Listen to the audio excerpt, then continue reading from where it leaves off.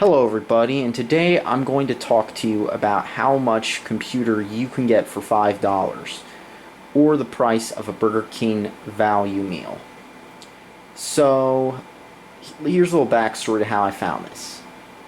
Long story short, right now, which is November, it's a good time of the year to go out hunting for stuff at thrift stores, even with the pandemic. And you know why? Because this is a time of year when everybody decides I'm going to get rid of my junk in my house. November, December, and spring cleaning times are when people love to just get rid of junk. And they offload it at the thrift store. And when I went to the thrift store today, there was a good sign because usually they have like an outdoor thing where you can just dump off donations, and the whole thing was just overflowing. It's like, it's not just a bin, right? It's like they've got a guy there who's just like triaging it, letting you take donations and filling up baskets full of stuff, and they are just packed to the brim with donations. And of course, I take this as a good sign because I'm going to find some stuff guaranteed. And so I walk into the thrift store and I look, and they've got some interesting stuff there. There's some stuff I've never seen before but really couldn't care about, like Atari games, like a ton of Atari games for an Atari system that was a flop. But they also had, I was just walking by, the electronics area, and if you go to a thrift store that's not a Goodwill, you are going to find some good stuff guaranteed. And I actually won the jackpot. They had two old computers there. An Dell Dimension, what do you call it? 4300, I think. I don't know many things about Dells. It had AGP, it had the clamshell case, but it did not. It also had good caps, but I had no reason to get it because I've got a Dell GX240. And that's another Pentium 4, and I've CPU swapped that thing. I see no reason to keep that or buy it. This was something else I saw no reason to buy, but I bit the bullet because it's an ATX computer. And it was $5. So what do you get for $5? Well, the first thing is this is sort of DLC boot. It's a jank USB bootable version of Windows. I'm running Prime 95 right now, and as you can see, it's all running just fine.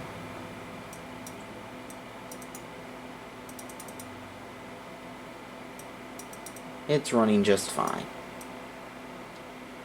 on all four cores. So what's fascinating about this? Let's quit out of Prime 95 a bit, and I'll shut the system down and show you what's so fascinating about this computer, because we're going to see the specs of this computer and why this whole thing is so interesting, at least this little bit of 2010 era computer knowledge. So I'm going to unplug the DLC boot flasher. This was one of the things I learned about when I actually did fixing computers as a brief stint, like not even for pay, like helping people out with them. This is a great thing for like BIOS updates and tests like Prime 95 that are on Windows. This is a great thing to do for that. It's jank. Legality is who cares, but it works for this. So let's flip this on. Let's see what we got for $5. Let's press the F1 key.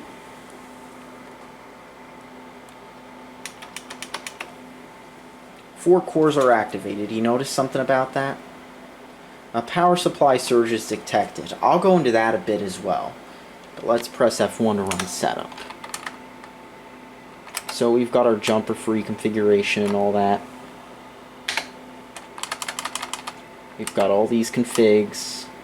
But as you can see, it's identifying itself as a Phenom X420 processor. That's weird. That doesn't exist. Well, let me show you what I did. We're going to go to Load Setup Defaults, Exit and Save Changes, and we're going to watch it reboot.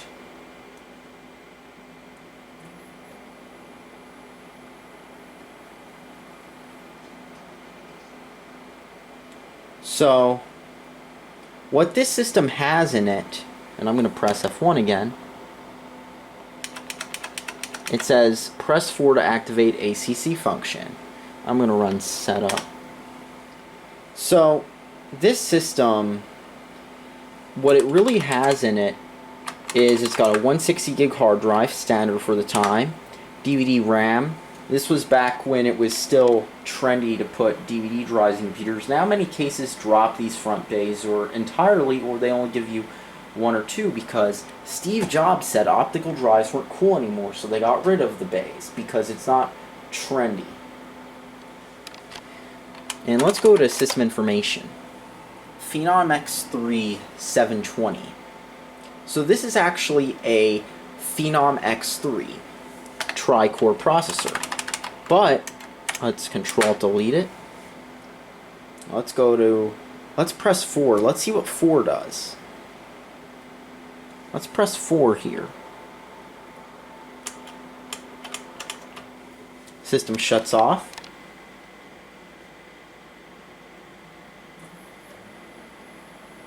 Bang. Back up. But now there's going to be something different in the BIOS. It says 4 cores enabled, and we get an X4. So we gotta go to system information. It didn't say 4 cores enabled for some reason, but usually it does. Let's reset this.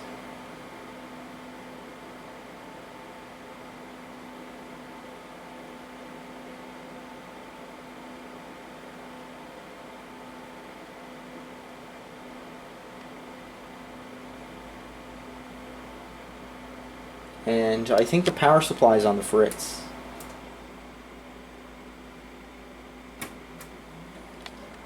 Let's turn it on again.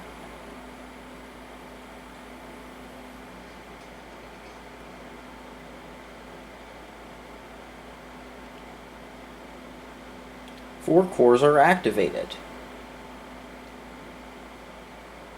Let's press F8.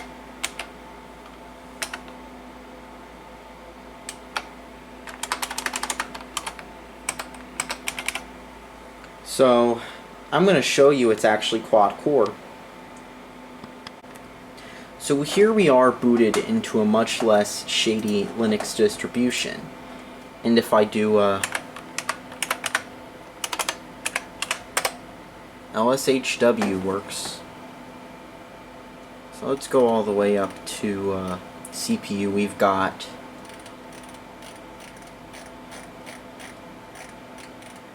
four CPU cores.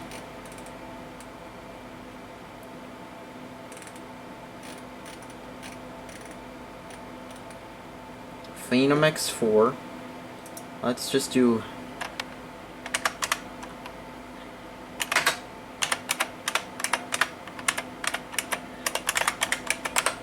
we've got 4 CPU cores. 1, 2, 3, 4. 4 CPU cores. And no meltdown, because this is not an Intel platform. So it also has 2 gigs of RAM as well.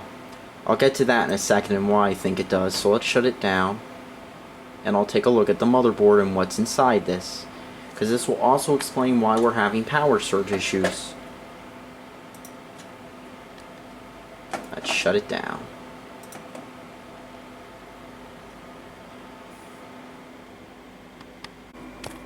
Alright, let's take a look at this and be surprised. So, this thing is essentially a time capsule of late 2000s, early 2010s PC building. This thing's a time capsule. It's got a hard drive, an optical drive, and it's got a lot of amateur mistakes. Now, first problem here is that the bracket that goes on the outside the case to hold the PCI cards in, because this uses the one where the cards are flush with the case, and there's an external bracket holding them all in so you didn't have to screw them down. The problem here is this is missing. This is an important thing if I want to add cards. So let's take a look at the second problem we see right away. This thing is missing screws for standoffs. Of course, this thing also might have just been cut out for ATX cases, but it's missing screws for like the pre-drilled standoffs and has no support whatsoever. Not even like furniture spacers.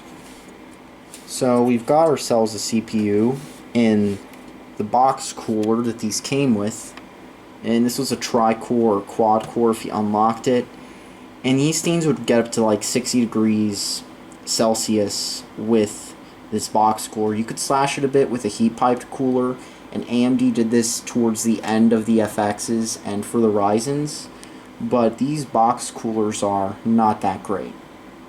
Caps seem to be good. It's an Asus motherboard. What else did you expect? It's not a fancy Asus motherboard. So here's where the surge thing comes in. So this piece of junk right here is what we'd call a Chinesium power supply. Now I call it that because it's a no-name brand nobody's heard of. What is it? Coolmax V500. It says max output is 380 watts, but I don't trust that. These power supplies were cheap.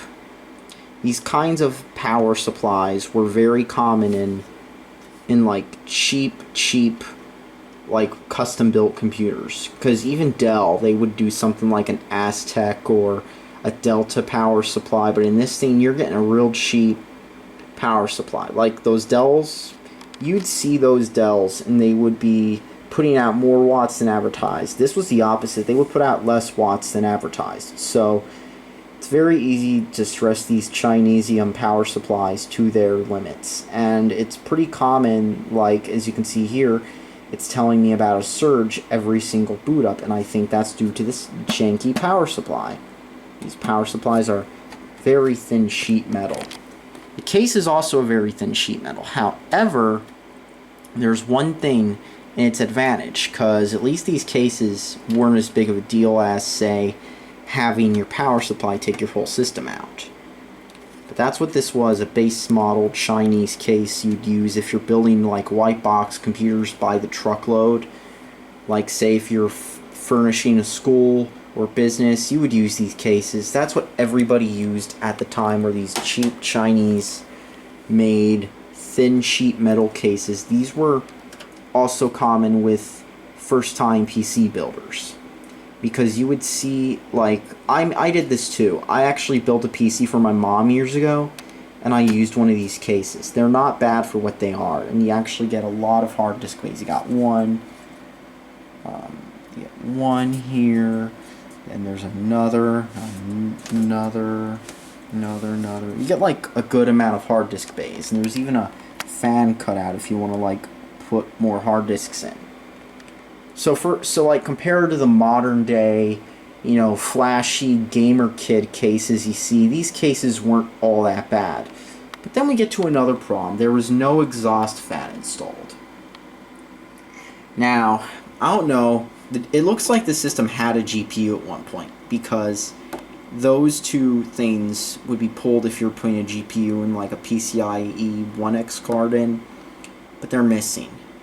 I don't know if they fell out at one point because these are like, you have to punch them out. So I don't know if they were punched out at one point for that, or what the story is here.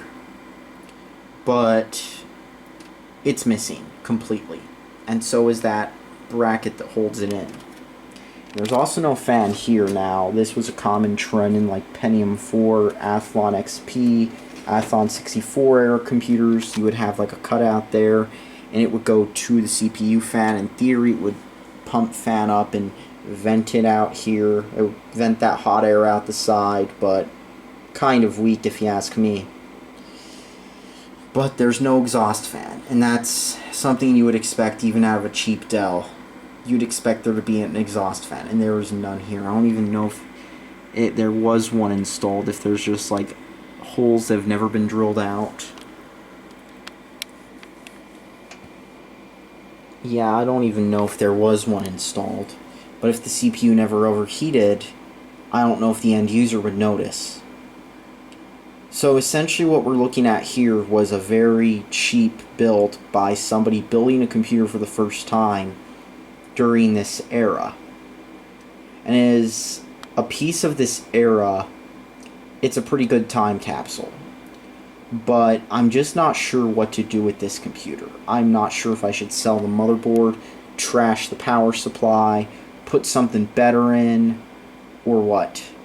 But at the very minimum, I'm going to have to replace this power supply. It is a ticking time bomb. I'm not sure what I should do with this. If I should like make it a retro, old school era computer from like that era of computing, which isn't exactly desirable. I mean, even now the Pentium 4s are starting to go up in value and Athlon XPs, but even in that era, the stuff that's worth more than the CPU and the GPU, I mean the CPU, are the GPUs. The GPUs from that era are worth a lot more than the motherboards and CPUs. In this era, nobody really cares about it yet. Maybe in 20 years, if my generation lives long enough to get nostalgia and thinks that the hole in their heart will be filled by purchasing a retro vintage Phenom computer. But it's also not like crippling slow, unusable for daily tasks like a Pentium 4 would be. This has got SSE 3. It can run Windows 10 pretty well if you ask me. And you can use it to browse the web, do Zoom calls, play maybe some old games like Stalker or Deus Ex or some of the old Call of Duty titles. You could probably run them on this, like Black Ops 2 would definitely run. I ran Black Ops 2 on hardware which also had Phenom processors in it.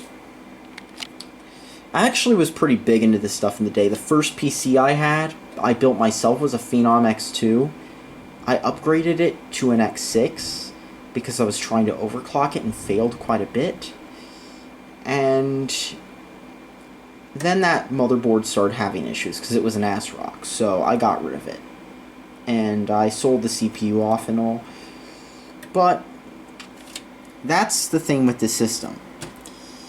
That's the interesting part I mentioned too. You could actually unlock a tri-core processor to be a quad-core. And the reason for that was AMD, the interface they use for overclocking, also allowed you to unlock that stuff. And it was hit or miss. Would it work or would it cook itself and not work? Well, not cook itself as much as just not work because it's a tri-core with a defective fourth core. This does not seem to have that issue. So this system seems to run just fine. And that's what's fascinating. The other fascinating thing is just about these AMD systems. Well, there's two. The one is that it cannot run newer games that need SSE 4. And it also, I'm not sure what else to say about this machine, really. I kind of lived through this era, and it was a fascinating era back when AMD was still making competitive processors, but being snubbed because of the Intel monopoly. So you'd often find these in like consumer grade computers or like this custom built cheap computers. But these were good CPUs for their day. They really were. And I'm trying to remember. Oh, I remembered one last interesting thing. This is an AM2 motherboard. It says AM3 CPU support on it, but it's an AM2 motherboard. And the reason for that was AMD designed AM2 to be backwards compatible with AM3 processors. So you could stick an AM3 processor on an AM2 board and it would work and you would get DDR2 RAM. If you did the opposite, it would not work because the AM3 chips had a DDR3 memory controller in it. And one last thing I found out while digging through the internet. This system will accept ECC unbuffered RAM. The problem is, it's a bit hard to find ECC unbuffered RAM because much of it was either fully buffered, you know, with the big heat sinks that the Mac Pros had, or it would be registered. You can't use, I don't think you can use RAM on this, but you can use ECC RAM on this consumer grade machine. Because unlike Intel, AMD just didn't care if you used it, because you'd be paying more anyway. So, fascinating bits of AMD knowledge here or there, and I really need to find something to do with this computer. I really do. It's a shame to let it go to waste, but it's also a shame to just sit in a pile of old computers that work and I'm just doing nothing with it. So, let me know what you think in the comments. What should I do with this machine? Because I'm going to have to replace the power supply on this. But I bet once I replace the power supply and find a substitute for this, it seems to just screw on with these holes right here. Let me get a good look here. See, you can see two holes. It would be a fine system to have fun with, but I'm not sure how or what I should do with it. So leave in the comments what I should do with this. I've just been having issues, with like work being rough and all. It's kind of hard trying to find out fun stuff to do in your free time, and just installing old Windows doesn't do it anymore. So I need to know some cool stuff to do with this. That's all that needs to be said, gamers or nerds or whatever. Thanks for watching. Subscribe for more content.